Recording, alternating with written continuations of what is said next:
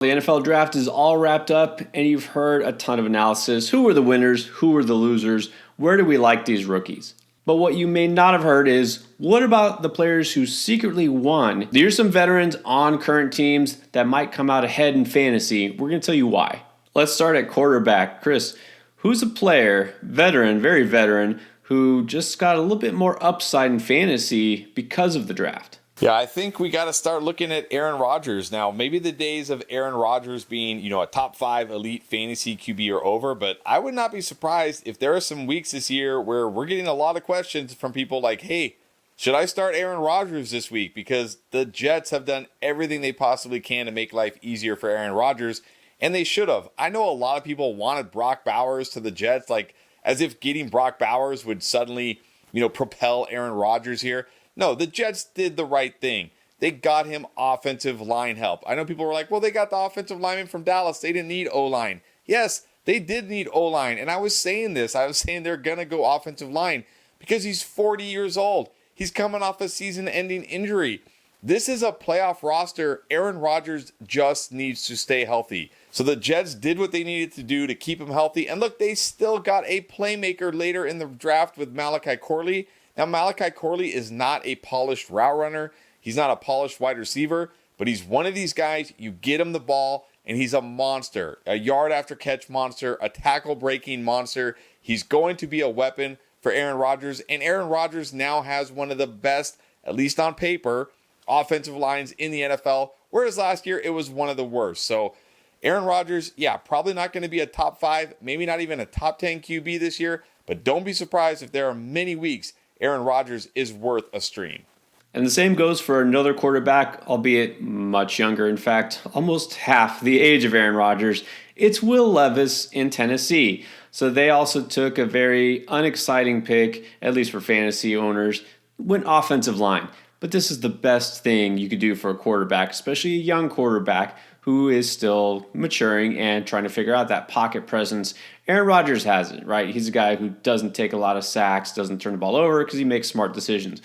Well, one thing I kept saying about Will Levis last year is I was impressed with his poise in the pocket. He didn't just pull the ball down and run every time he got in trouble. He didn't really make a lot of turnovers, but also turnover-worthy plays. For a rookie who was thrust in the lineup in the middle of the season, that actually showed something to me that he could be ready to take that next step. Now, taking J.C. Latham there early, again, very important for that team. Remember, this is going to be an offense that has a whole new identity with a new coaching staff. Will Levis was already one of the winners of free agency. They landed Calvin Ridley, another big weapon there, wide receiver, another running back who not only can run but catch passes, and Tony Pollard. This is a team that's building what could actually be a potent offense. It'll take some time, but hey, Levis, you've got to be impressed with what they're doing there in terms of offense. And you know what? The rest of their draft picks were really just spent on the defense.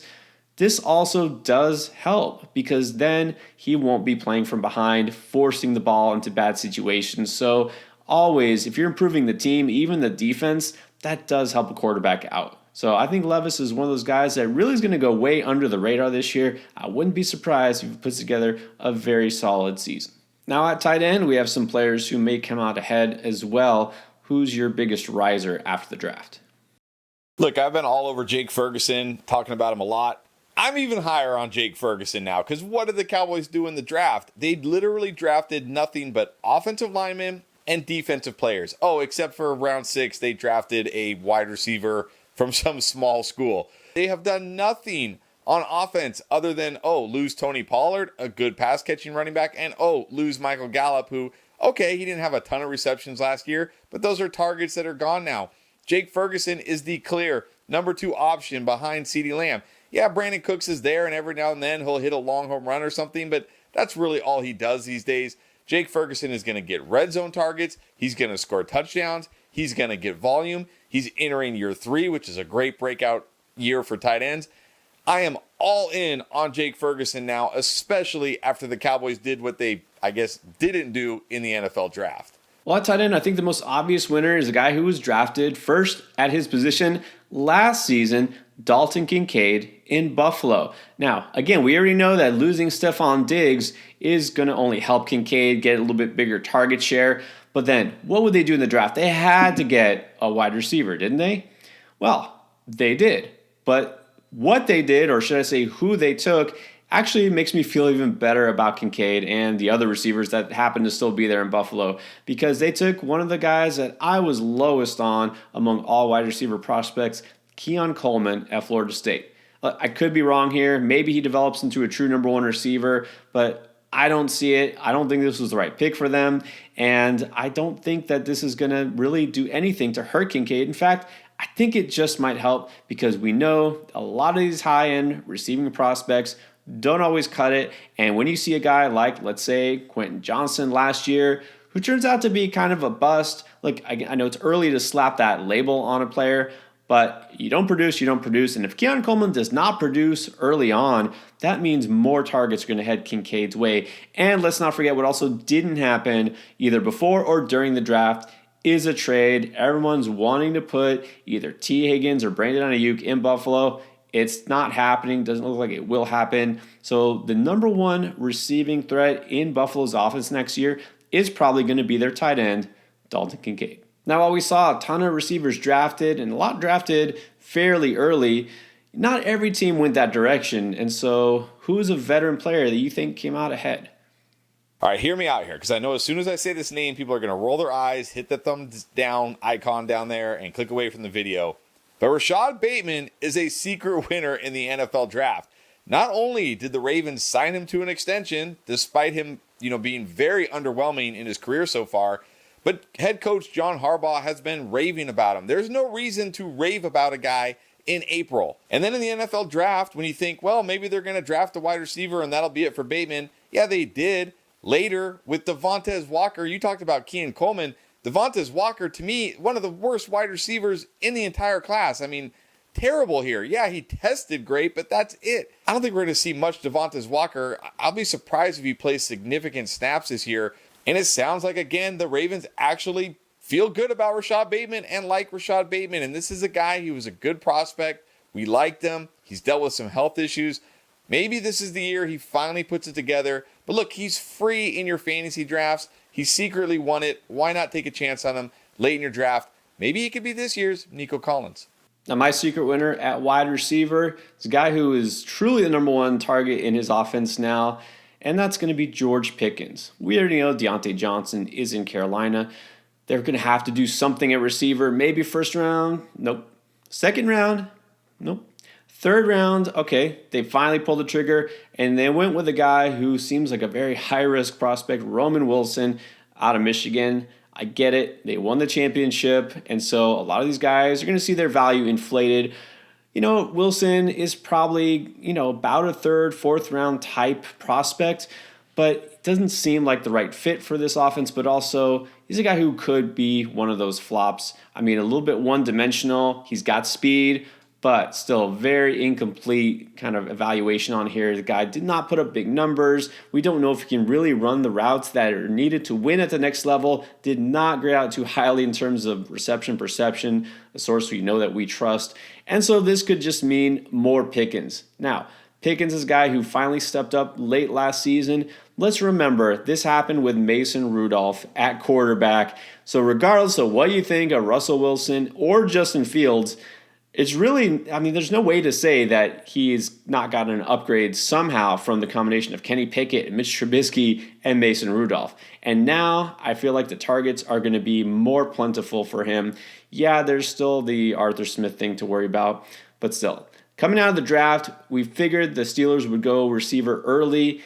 Third round wasn't early enough, as it turns out, and they didn't get multiple receivers, and they didn't get one receiver who really seems like a legitimate threat to George Pickens. So in all, I'm going to be higher on George Pickens, especially when you look around that receiver room. Besides Roman Wilson, we got Van Jefferson, Quez Watkins, Denzel Mims. It's kind of becoming the island of misfit receiver prospects. And of course, we got to talk running back. So we did not see many running backs drafted early, but we didn't see some running backs drafted at all from certain teams. And if so, maybe they waited a little too late. Who do you think came out ahead here? Yeah, it's time to get on the Gus bus. You and I have been on the Gus bus all off season. Well, no, I shouldn't say all off season, but ever since he signed with the Chargers. because we've seen the writing on the wall. The Chargers have told us, we want to run the football. And I know everybody wanted Malik Neighbors to the Chargers, but we were like, no, they're going to take offensive linemen. It's what they want to do. And they did.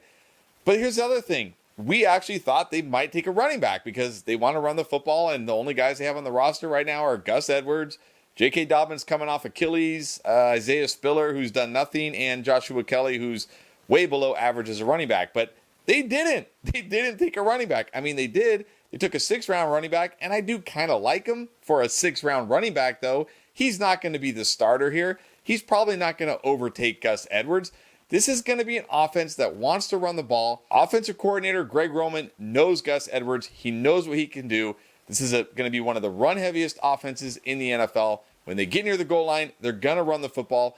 Gus Edwards has the ability to score double-digit touchdowns in this offense, has the ability to go for 1,000 yards, and don't even comment down below about J.K. Dobbins. The dude tore his Achilles. Name me a running back that has come back from Achilles. Please, don't do it with J.K. Dobbins. Get on board the Gus bus and ride him to victory in your fantasy leagues. I'll be all aboard the Gus bus this season, and I think I can finally safely say this might finally be Zeus season. Zamir White is going to be a winner here after the NFL draft because the Raiders, among all their needs, well, they did not really address running back. Again, waiting until round 6, take a guy from a small school, Dylan Lobb out of New Hampshire. And look, maybe he can do some things as a receiver out of the backfield once in a while. Maybe he can help out, but there's no way that this is a real threat to Zamir White on early downs or really as a starter. And the only other thing they did in the offseason was add Alexander Madison, which made me feel better about Zamir White because you look, Madison was a bust, right? Very disappointing last season in Minnesota. Only averaged 3.9 yards per carry, which makes 3 seasons in a row under 4 yards a carry. There really is nobody who should threaten Zamir White on the early downs, and that includes the goal line work. He is a truck. He will get those short yards. He will score touchdowns. I don't know exactly how dynamic this Raiders offense is going to be because one thing they didn't address also in the draft, because they really couldn't, was quarterback. A lot of people thought Michael Penix would fall to them. Clearly that didn't happen, but whatever. This just means that no matter who the quarterback is for the Raiders, whether it's Gardner Minshew or Aiden O'Connell, this is not going to be a very pass-heavy attack. I mean, come on. We got a defensive-minded coach in Antonio Pierce. We have 2 kind of just steady game manager types at quarterback. Yeah, Zamir White will get fed. He will have a ton of carries, and I think he will be effective with it. So to me, clearly a winner. Those are some veteran players that are secret winners after the NFL draft. We got more secrets in store. These are players you probably didn't even know that you needed on your fantasy football team.